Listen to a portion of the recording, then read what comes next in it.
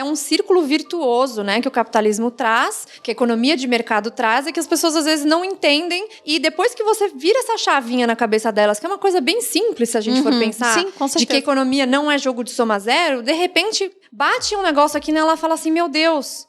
Então, quer dizer que eu posso começar a procurar mais renda, então eu vou vender bolo, eu vou ser Uber à noite. E também começa a defender coisas que fazem mais sentido para ela. Que aí a gente cai um pouquinho no que eu falo no meu curso de Capitalismo e Socialismo, que eu explico não só a história, mas o que é liberdade econômica, dentre outras coisas, para que as pessoas possam defender também boas políticas públicas. Porque se chega lá na frente, eu voto no cara que quer taxar grandes fortunas falando que o problema do mundo são os bilionários, por exemplo, ou ele quer diminuir, aliás, aumentar as regulações, as burocracias e piora o ambiente de negócios. Em larga escala, quem vai ser prejudicado é essa pessoa. Exatamente. Então, se ela não sabe o que ela defende, ela acha que ela está indo a favor das pessoas mais pobres, das pessoas desassistidas. Na verdade, ela está indo contra quando ela faz isso. Então, se ela não entende o básico dessa história de como que nasceu o capitalismo, que é uma evolução natural do comércio, o que foi o socialismo, como é que ele foi imposto, o que ele significa, quais são as políticas que isso tem a ver, o que é liberdade econômica, por que a liberdade econômica tem altíssima correlação com prosperidade. Quando ela entende isso, ela consegue não só tomar melhores decisões de investimento dela mesmo,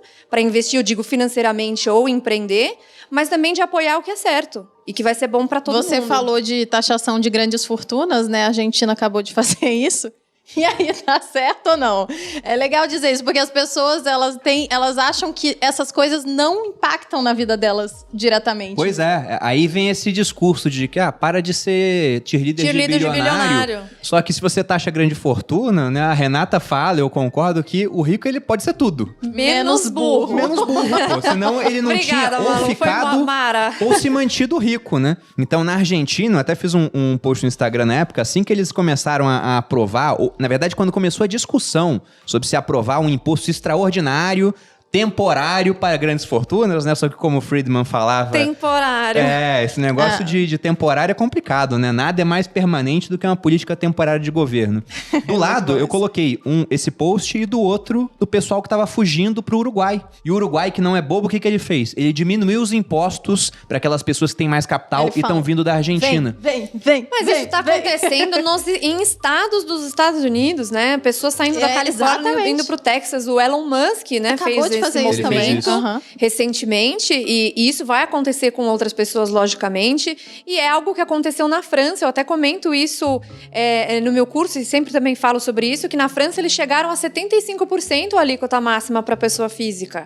E aí, uma coisa extremamente irônica foi que o ator Gérard Depardieu foi pegar a residência fiscal na Rússia, que é um ex-país soviético, socialista, que lá estava mais barato do que na França. Lá, quando ele foi. Então, né, aí o dono da LVMH, que é aquela empresa que é dona da Louis Vuitton, da Moët Chandon e de outras marcas de luxo, foi pra Bélgica, jogadores de futebol se espalharam. E aí eu quero que vocês Bélgica expliquem. É fronteira com a França, pô. Fala o mesmo idioma, inclusive. O francês é uma das línguas oficiais. E aí eu quero que vocês expliquem o porquê que isso não é legal pro país, né? Por que eles estão... Na verdade, é ruim que o bilionário ou o milionário, quem for, a riqueza saia do país. Não, é meio óbvio, né? Depois que a pessoa sabe, principalmente. Talvez as pessoas realmente ouvindo, é necessário ser dito. Mas vamos pegar o caso do Gérard Depardieu, porque eu e a Malu, a gente viu isso na prática.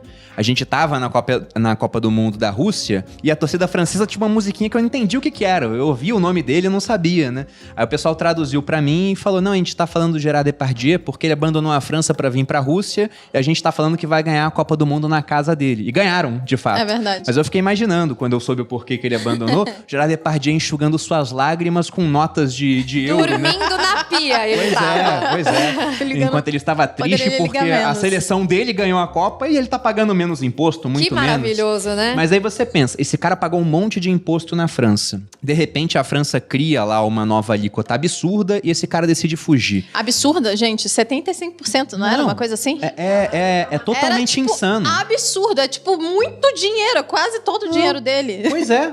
O cara, ele perde o estímulo para produzir mais. Exatamente. Essa é a primeira coisa, porque depois de um tempo ele começa a ver, caramba, de 100% do que eu produzo, 75% vai pro Estado. Não vale eu aumentar minha produção, porque eu vou ganhar menos do que eu tô ganhando hoje. Ganhar mais problema pra minha cabeça. Essa é uma das primeiras coisas, né? Que você desestimula a produtividade. E segundo, que esse camarada ele começa a ver. Ele viu na Rússia lá, porque é uma alíquota muito baixa, mas como a Renata falou, a Bélgica é fronteira com a França.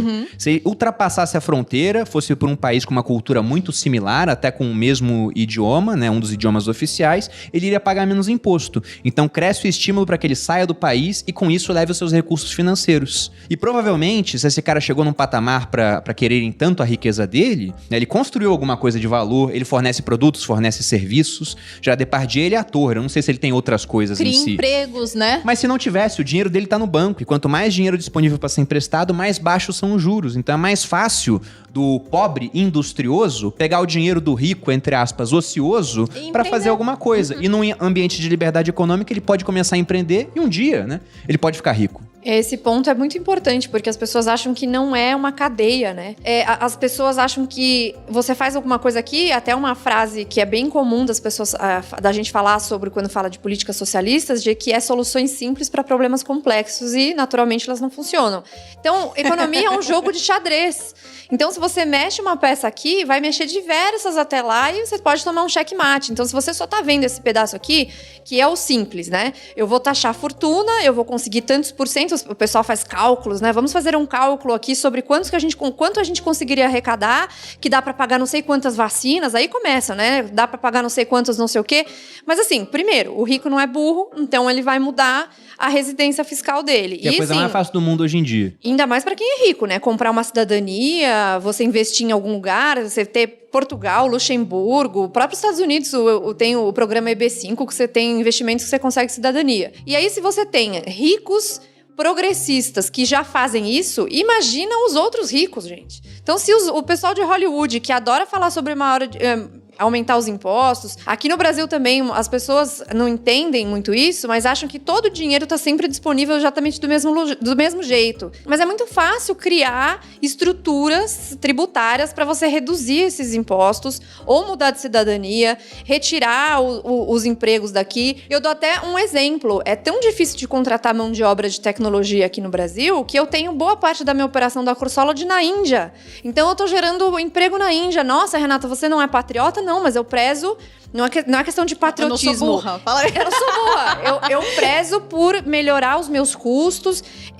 Então, pagando em dólares para eles, fica mais barato do que você ter alguns contratos trabalhistas aqui. Então, você tem uma série de problemas que você precisa atacar, em vez de atacar a riqueza. Atacar a riqueza é justamente a causa da pobreza.